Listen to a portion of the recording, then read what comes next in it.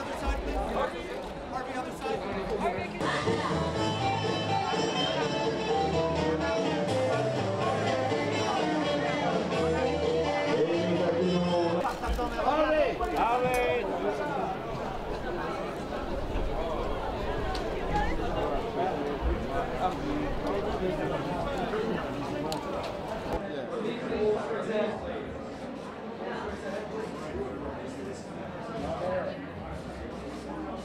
You know, I have many friends who are actors, who are girls, and like the stuff that I hear about, even like in my friend auditioned for a show set in like the early 20th century at one point, and they were asked to, because there was partial nudity in the role, they were asked to, you know, send in tapes in bikinis, and you go like, hold on in a second, like, who's watching these? Who is getting sent these reams of young actresses on a, you know, like, is that really necessary? Yeah, I think there's some things, and I think it is much worse for actresses. Like, the stuff that actresses have to put up with and go through in the industry generally is crazy.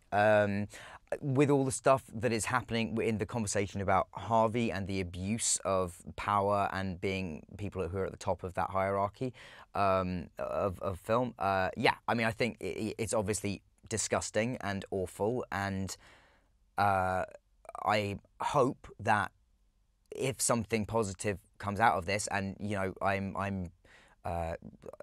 know it's weird to say thank you to people who I don't know, but like, I would like to thank all the women that have come forward, because it is incredibly brave, and I can't imagine what that must have been like to do.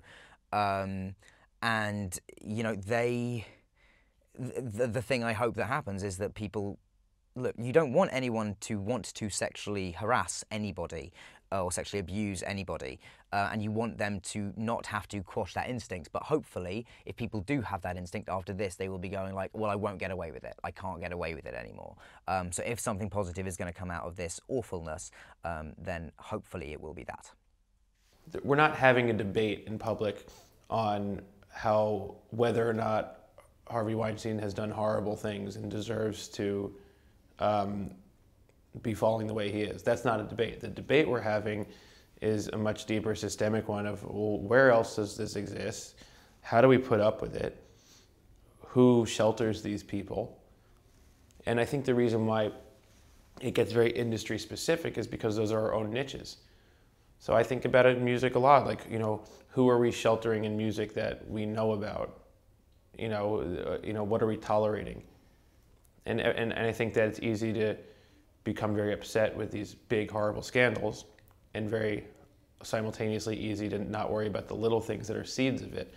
That's really kind of how it starts. So I think that the things that we tolerate in our workplace, in our group of friends, are potentially the seeds that grow into really horrible situations like this.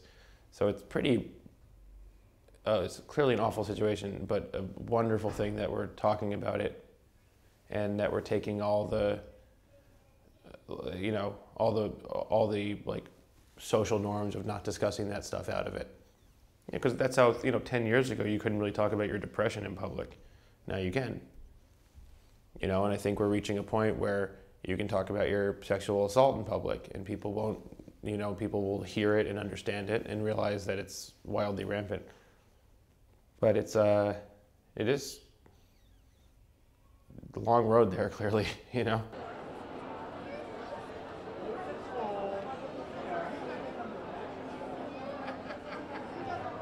Yeah, well, I think there has to. I think you're always going to have. There's always going to be some rough customers out there, you know. So the question is having systems in place that don't tolerate it. You know, it's not enough to think that we have laws. Great, we have laws, but what's the social code out there? Can people really speak up, or will they be blamed? Will their lives get all messed up? You know, what's fascinating about the Harvey Weinstein situation is that it took a giant like the New York Times to tell the story.